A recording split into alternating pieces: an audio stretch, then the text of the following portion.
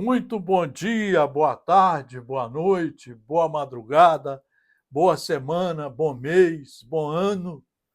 Estamos aqui no nosso Núcleo de Estudos Espíritas e Jurídicos, Gesiel, para mais um trabalho de reflexão profunda, mais um trabalho de reflexão profunda em livros seguros.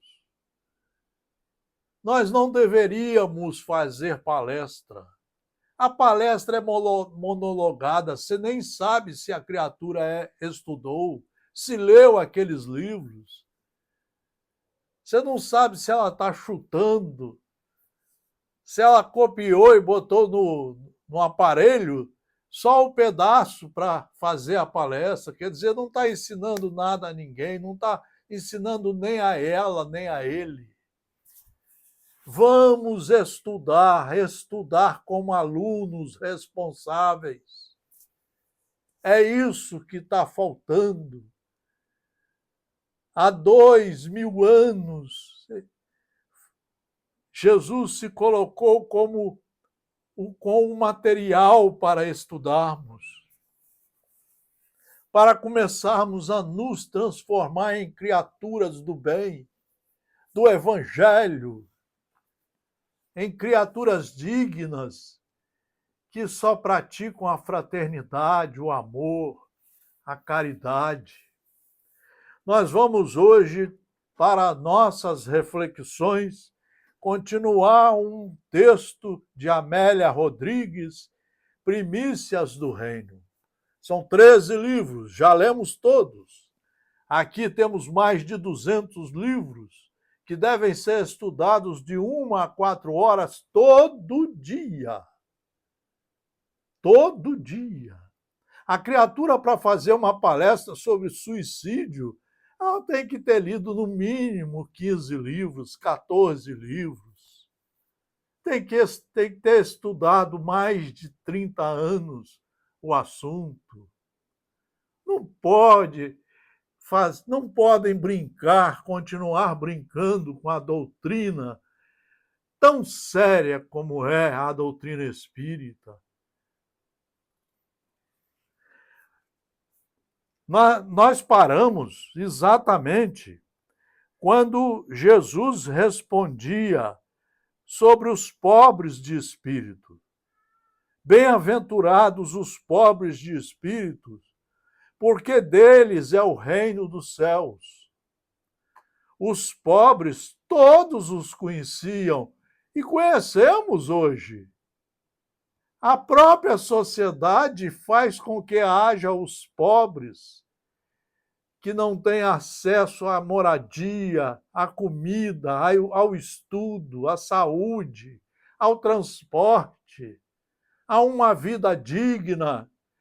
E a maioria de nós não está nem aí. Você vê que os políticos não fazem quase nada para que todos sejam iguais perante a lei nas suas necessidades básicas, nos seus direitos fundamentais. Nós ainda não entendemos o que é viver na escola do planeta Terra. Não sabemos ainda como funciona a lei de justiça, a lei da reencarnação. Não sabemos ainda como devemos nos comportar no reino de Deus, o Criador de tudo, nosso Pai. Os pobres, todos os conheciam, eram maltrapilhos, mal-cheirosos, doentes. Eram pobres, no entanto, quantos deles portavam os tesouros da riqueza do espírito. Então, eles eram pobres de coisas materiais, mas muitos eram ricos das coisas do espírito. Eram respeitadores, educados, sabiam conversar, ouvir, dialogar, só fazer o bem, não olhar o defeito de ninguém e perdoar sempre, amando ao próximo como gostaria de ser amado. Esse é o pobre que Jesus fez menção. Espírito rico. Quantos que não são ricos de dinheiro, que só vivem calculando os lucros das bolsas de valores, que querem cada vez ajuntar mais bens materiais aqui na Terra, quando no dia da sua morte você não leva nada a não ser o caixão, que nem gaveta tem. Você leva as suas obras morais e as não morais, que você vai responder por elas. Então, espírito rico de revolta, possuidor de paixões, dono de vasto cabedal de angústia e mágoa. Quais seriam os pobres de espírito? Os pobres de espírito são os livres de posses e ambições, amantes da liberdade. Mas não essa liberdade de dizer que pode falar o que quer ou fazer o que quer. Não! Ninguém tem o direito nem de falar, nem de fazer o que quer. Você só tem a liberdade para agir dentro das linhas limítrofes das leis vigentes. Então, vejam, os ricos possuem moedas e títulos, propriedades, e espíritos ricos de ambições, de orgulho, de misoneísmo. Os pobres de espírito são os livres de posse e ambições, amantes da liberdade, pugnadores dos direitos alheios, idealistas, cultores da verdade, preparados para a verdade, sem peias atadas à retaguarda, sem ímãs atraentes à frente, semelhantes aos simples desataviados e às crianças, inteiramente livres, candidatos ao reino dos céus e súditos dele desde já, inocentes porque venceram com o tributo das lágrimas e o patrimônio dos suores, ressarcido o débito, lavado as mazelas, puros, portanto, sem a vacuidade do eu, predisposto à autodeliberação, à autossublimação, livre dos resíduos do mundo, não consumidos, não afligentes, com todos, ao lado de todos, sem ninguém, não amarrados aos outros, às convenções dos outros. Esses são os pobres de espíritos, que Jesus começou dando uma aula no Sermão do Monte. E até hoje nós não queremos nem saber o que se trata, como foi a aula maravilhosa de Jesus, reproduzida hoje toda de forma pedagógica no maior tratado que existe sobre a terra de reforma íntima, o Evangelho segundo o Espiritismo. Vamos continuar. A multidão aguarda, pulsam os corações, os olhos de todos brilham com lampejos diferentes. A voz do Rabi espraia o canto. Bem-aventurados os que choram, porque eles serão consolados. Bem-aventurados os que choram, porque serão consolados. O olho é a candeia do corpo, e todos os olhos cintilam, lágrimas coroam-nos.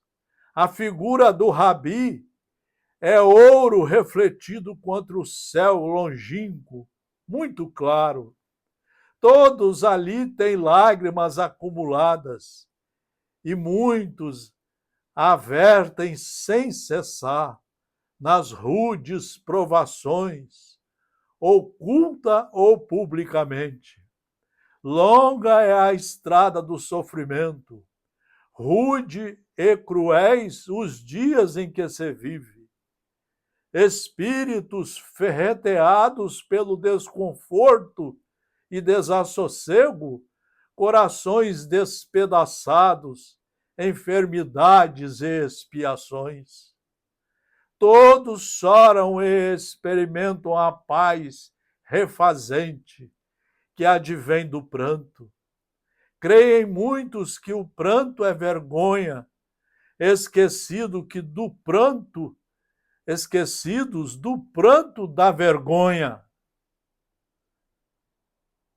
Então, aqui os que sofrem são aquelas criaturas que delas são tiradas tudo, se tornam escravas, se tornam sem direito à saúde, ao estudo, a uma cama para dormir e deitar o seu corpo. Muitos, quase a metade da população do mundo, não tem mais uma residência, não tem uma panela para cozinhar sua comida, não tem um café da manhã, não tem uma vaga na escola para os seus filhos. Esses são os que choram, que Jesus mostra. E a grande maioria dos responsáveis somos nós. Nas religiões, nas famílias, na política, nas profissões, que estamos cada vez menos ligando para eles, como se eles fossem outra raça, e que nasceram só para servir e sofrer. Não, somos todos irmãos. Deveríamos dividir tudo para que todos tenham acesso a tudo que é fundamental para a vida digna, com dignidade, com respeito aos instintos naturais de sobrevivência da alma, a fome, o sono, o descanso, a vontade de estudar, de conhecer. Quantas criaturas que queriam escrever e não sabem escrever, já com idade avançada, porque a sociedade não liga para eles. Creem muitos que o pranto é vergonha, esquecidos do pranto da vergonha.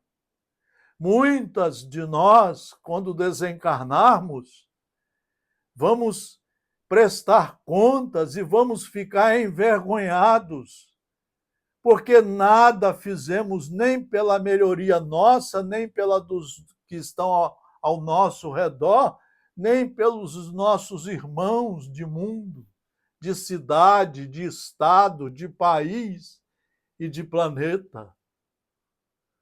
Quantos de nós que, além de não fazer nada para ajudar os nossos irmãos, ainda somos corruptos, roubamos, não pagamos os impostos, queremos ludibriar tudo e a todos, como se a vida fosse uma só. Dizem outros que a lágrima é pequenez que retrata fraqueza e indignidade. A chuva descarrega as nuvens e enriquece a terra, lava o lodo e vitaliza o pomar. A lágrima é presença divina. Nós deveríamos respeitar as leis de Deus. Nós deveríamos ser trabalhadores das leis de Deus que estão aqui no cristianismo completo. Moisés, Jesus, as cartas de Paulo e a doutrina espírita, o Consolador prometido, anunciado por Jesus no apóstolo João. Quando alguém chora, a lei está justiçando, abrindo rotas de paz nas províncias do espírito para o futuro. O pranto, porém, não pode desatrelar os corcéis da rebeldia para as arrancadas da loucura, nem conduzir em caudal as ribanceiras do equilíbrio, qual riacho em tumulto, semeando a destruição, esgaivando as searas. Chorar é buscar Deus nas adustas regiões da soledade, a sós e junto a Ele, ignorado por todos e por Ele lembrado, sofrido em toda parte, escutado pelos seus ouvidos. O pranto fala o que a boca não se atreve a sussurrar. Alguém chorando está solicitando, aguardando, na impossibilidade de expressar por palavras, desnudar a alma e esvaziar-se de toda inquietação. Serão consolados. Você vê aí quantas criaturas que são hoje moradores de rua em várias cidades do mundo, que quando está frio, muitos não têm nem um cobertor para se proteger. Todo dia, às vezes, não tem um prato de comida. Estão chorando, mas Deus está observando tudo. Essa é a grande notícia do cristianismo estudado de forma séria, de 1 a 4 horas por dia, para ser praticado. Praticado em primeiro lugar por você, que às vezes é o maior carrasco de você e de seus irmãos. O mestre, como se alongasse, penetrando em todas as mentes, exclama vigoroso: bem-aventurados os mansos, porque eles herdarão a terra. A terra sempre pertenceu aos poderosos, que aliciam a impiedade e a astúcia e podem esmagar, tripudiando sobre os tímidos e brandos. É o que está cada vez mais acontecendo em nosso planeta. Você vê quantas guerras, quantos momentos de escravidão, de fome, as pessoas que são expulsas de seus países, criaturas que não têm lugar para estudar, criatura que não tem acesso a uma cadeira escolar, a uma alimentação digna de um ser humano, de um filho de Deus. E você vê isso em países ricos, que constroem shopping centers cada vez mais luxuosos, roupas, medicina para fazer plásticas, mas às vezes não se dá um prato digno de comida todo dia a essas criaturas, aos nossos irmãos. Então, a Amélia Rodrigues aqui fala: a terra sempre pertenceu a esses poderosos. Desde lá de trás, do Império Romano. Vejam as torturas que eles cometiam com aqueles povos. Cada povo que era vencido na guerra se tornava um escravo, se tornava um mendigo, sem direito a nada, nem a falar. Mas a brandura é a auréola da paz, a irmã do equilíbrio. Os herdeiros da terra recebem-na ensanguentada. Um oceano juncado de cadáveres. Legatários também, todos eles, do ódio e da repulsa dos dominados. Os brandos são os possuidores da terra que ninguém arrebata, do lar que ninguém corrompe, do país onde abundam bens e as messes são fecundas, herdarão a terra. Jesus veio e avisou isso tudo no discurso da montanha.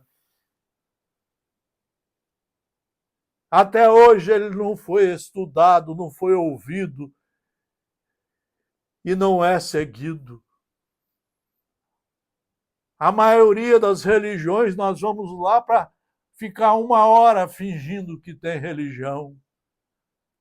Uns fazem um sinal, outros se ajoelham, outros comem um pedaço de pão, outros tomam um passe, um copo d'água, achando que aquilo é religião. E Jesus veio no seu discurso e mostrar que era muito mais do que aquilo, que você precisava estudar as leis de Deus, reconhecer que era filho do Criador, conhecer as suas leis, seus ensinos, trazer para dentro de você. Implementar aqui dentro a construção do reino do Senhor, para que a luz de dentro de você saísse. Mas é a luz da dignidade, do respeito, da paciência, da tolerância. É a luz do bem, da benevolência, fazer o bem em todos os momentos da vida. É isso que vai dar o estudo às criaturas, a indulgência de não olhar e nem falar os defeitos dos outros, porque às vezes os seus defeitos são muito piores daqueles que você está apontando o dedo. A maioria de nós não reflete, não pensa no final de cada dia o que fez naquele dia. E às vezes fizemos coisas erradíssimas. E às vezes enganamos uma porção de gente, inclusive nós, achando que está ajudando ao mundo, quando está afundando mais o mundo no sofrimento da ignorância. A começar muitas vezes por nós, por você, que às vezes é cheio desse orgulho, dessa vaidade de pensar que sabe tudo. E quem conversa com você vê que às vezes você não sabe nada. É isso que Jesus chamou a atenção.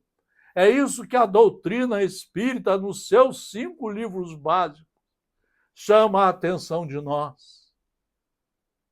Para estudar e poder, com a certeza do conhecimento da verdade, saber trilhar os caminhos seguros para a perfeição traçados por Deus. A tarde serena e calma apresenta-se transparente. Ignotas vibrações produzem musicalidade na tela imensa da paisagem colorida e ondulada. A palavra do mestre expressiva entoa mais um tema da sinfonia incomparável. 2 pontos. Bem-aventurados os que têm fome e sede de justiça, porque serão fartos. Fome e sede de justiça. A caravana dos criminosos não julgados é infinita e inacabada. Os carros dos guerreiros e vândalos passam velozes sobre cidades vencidas, órfãos e viúvas ao abandono. Só o Brasil tem mais de 7.000 favelas. A maioria dessas favelas, as criaturas estão ali, sendo esmagadas pelo poder dos ricos da terra, dos valores que Jesus disse que nós não deveríamos ajuntar, porque esses valores enferrujavam e os ladrões queriam roubar.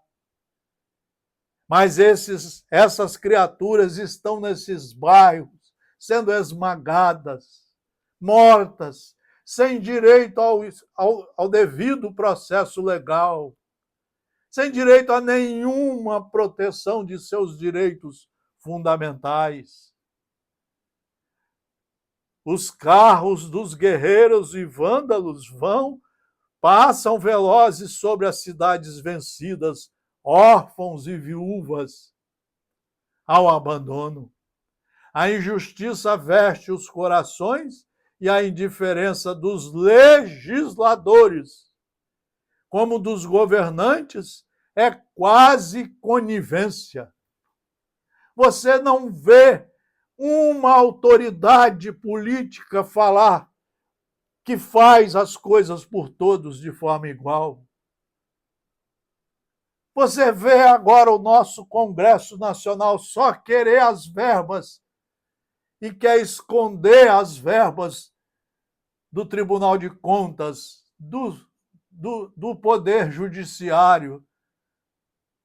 Vejam quanta corrupção e as criaturas ficando sem os seus direitos fundamentais. Cadê os cristãos? Cadê os religiosos? O mundo arte em sede de justiça. O homem tomba esfaimado às portas da justiça. Todavia, os desvairados retornam aos antigos passos e reencarnam, imolados à loucura, estigmatizados pela crueldade. Felizes os que experimentaram suas atrocidades. Há uma esperança que é vida para sedentos e enfaimados. Feridas à vista, feridas do coração, feridas ignoradas, que chamam lenitivo a justiça do amor. O homem amargurado às portas da verdade. A verdade descendo ao homem, esclarecendo-o e pacificando.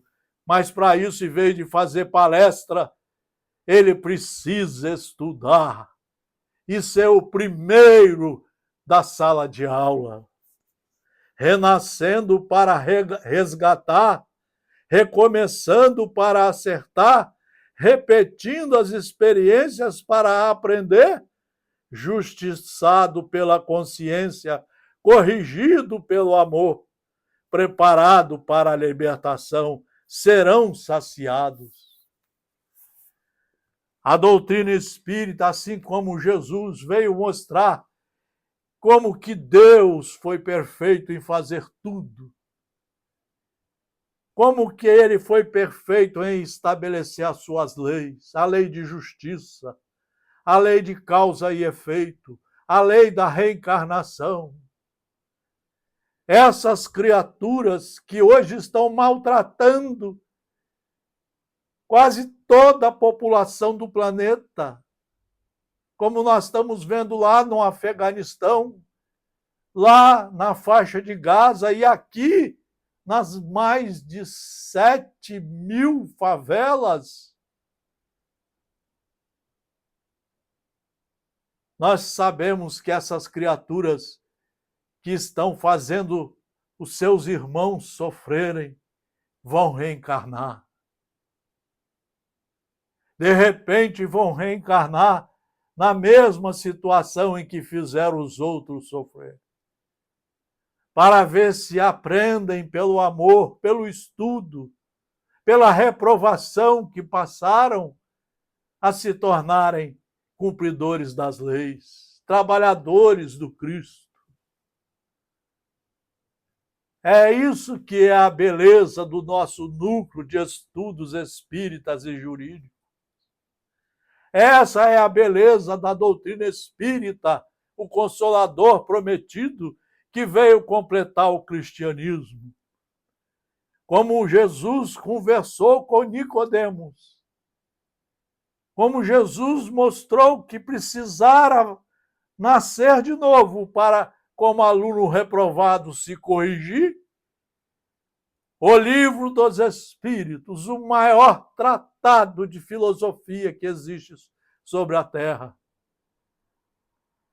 vem mostrar como funciona a lei da reencarnação, como devemos nos comportar diante das leis de Deus, trabalhar para poder caminhar pelos nossos próprios esforços, subindo os degraus da perfeição.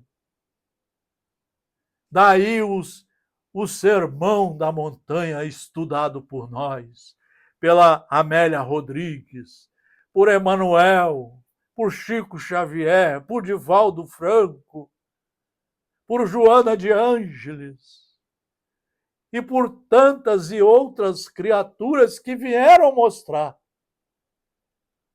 que Jesus nos fez para amar. Que nós devemos aprender a amá-lo, para aprender a amar o nosso próximo como a nós mesmos. Só fazer com o próximo o que gostaríamos que fosse feito conosco. Mais um trabalho de filosofia profunda, de estudos profundos em livros seguros, do nosso núcleo de estudos espíritas e jurídicos, Gesiel. Desde 1968, estudando para aprender, para nos corrigirmos, para adentrarmos de uma vez por todas, com segurança jurídica pedagógica, no caminho das leis criadas por Deus. Muito obrigado pela atenção. Um abraço fraternal a todos os senhores e senhoras.